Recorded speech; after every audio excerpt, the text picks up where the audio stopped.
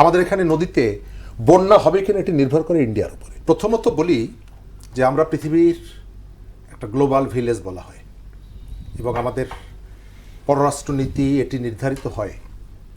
আমরা যতই বলি যে সবার সাথে বন্ধুত্ব, কারোর সাথে শত্রুতা নয়, তার থেকে ইম্পর্টেন্ট হচ্ছে এর পেছনে একটা রাজনৈতিক দৃষ্টিভঙ্গির প্রতিফলন থাকে।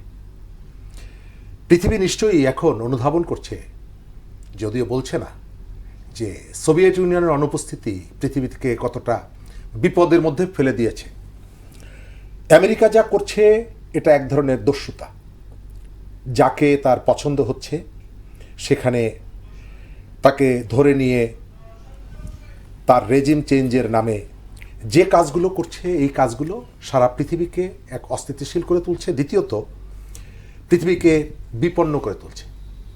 কয়েকদিন আগে ভেনেজুয়েলার প্রেসিডেন্টকে সে যেভাবে জোর করে নিয়ে গেছে, আজকে ইরানে আক্রমণ করছে, এর আগে সাদ্দাম হোসেনকে ফাঁসি দেওয়া, তার আগে নরিয়াগাকে ধরে নিয়ে যাওয়া, এবং সারা পৃথিবীতে ল্যাটিন আমেরিকার প্রথম নির্বাচিত বামপন্থী প্রেসিডেন্ট ছিলেন চিলির আলেন্দে।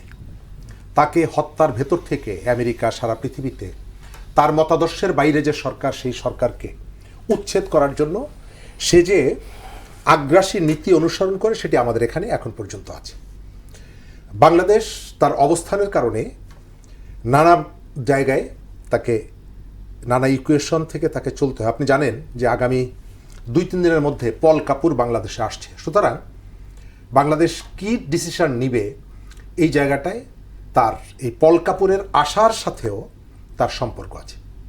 দ্বিতীয়ত, আপনি জানেন যে পৃথিবীতে পাওয়ারের যে পকেটগুলো আছে, আমাদের যে ইলেকট্রিসিটি, এই ইলেকট্রিসিটি তো আর এক জায়গার থেকে হয় না, বিভিন্ন জায়গার থেকে প্রডিউস হয়, তারপরে ফিডার লাইন থাকে অনেকভাবে, তারপরে হচ্ছে ন্যাশনাল গ্রিডে যুক্ত হয়, আবার সেটিকে ডিসেন্ট্রালাইজ করে বিভিন্ন জায়গায় পাঠানো হয়। আমাদের মতো দুর্বল দেশগুলোতে এই ধরনের অনেকগুলো পকেট আছে, পাওয়ারের pocket. Civil bureaucracy, military bureaucracy, media, ব্যবসায়ীরা, আমরা যাদেরকে আমাদের বন্ধু বলি, ডেভেলপমেন্ট পার্টনার বলি, তাদেরও ভূমিকা আছে। আপনি স্বীকার করি বা না করি, এটি অস্বীকার করা ঠিক হবে না যে আমাদের এখানে এখন গাছে আমি চাইলেই ফুল ফোটে না, বসন্ত এলেই ফুল ফোটে না। এখানে ইউরোপীয় ইউনিয়ন কি চাইছে তার উপরে নির্ভর করে পলাশ ফুল ফুটবে কিনা। আমাদের এখানে নদীতে বন্যা হবে কিনা এটি নির্ভর করে ইন্ডিয়ার উপরে।